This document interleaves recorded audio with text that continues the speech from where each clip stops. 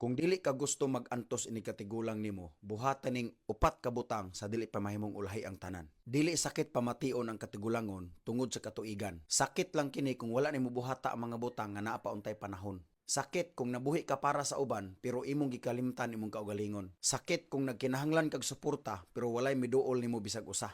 Busa timan ini, nay upat ka roles nga dapat nimo kinabuhian. 1. Ayaw pagdepende sa uban. Ayaw sa imong mga anak, ayaw sa imong partner, ug bisan sa imong ginikanan. Ang pagsalig sa uban mupugos nimo nga motugot sa mga butang nga moguba sa imong dignidad. Pagtigom og kwarta, paghimo og imong income, ug stay active. Independence isn't a luxury, it's a protection. 2. Ayaw ihatag tanan.